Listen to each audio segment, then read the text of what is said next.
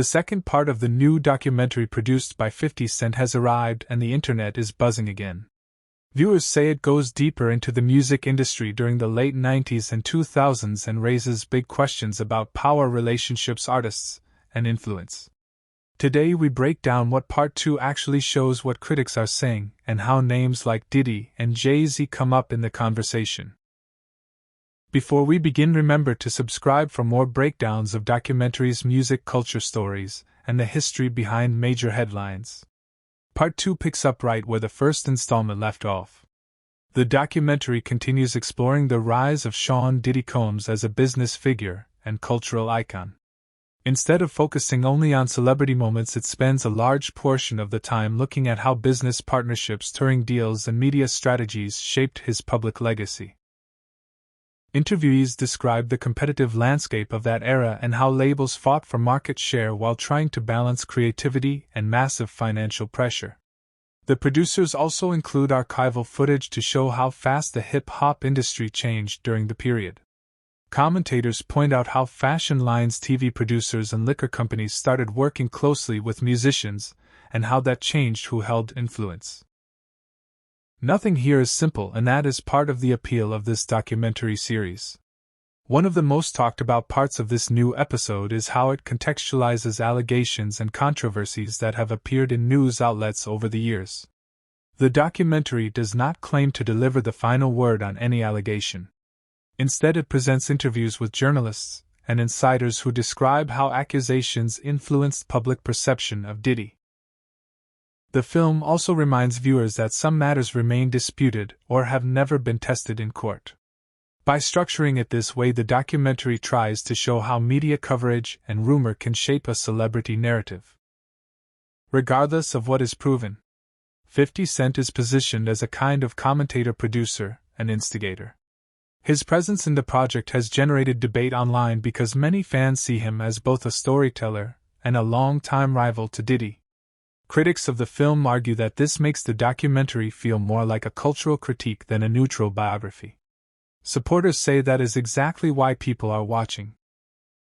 Part 2 also dedicates screen time to the rise of Jay-Z and how his business trajectory intersected with Diddy. The documentary frames this less as a personal conflict and more as a comparison of two different strategies in music and branding. Jay-Z is presented as adopting a quieter, more partnered route, while Diddy is portrayed as a public-facing showman who placed lifestyle and visibility at the center of his brand. Industry analysts interviewed for the documentary suggest that the two men represented different versions of the aspirational dream for artists in that era. One path emphasized calculated moves in tech, sports, and streaming. The other emphasized television, fashion, and nightlife. By placing these approaches side by side, the film invites viewers to consider how influence in entertainment has shifted since the early 2000s. Another section many viewers discuss is about gatekeeping and access. The documentary asks who controlled opportunities and how artists navigated that power.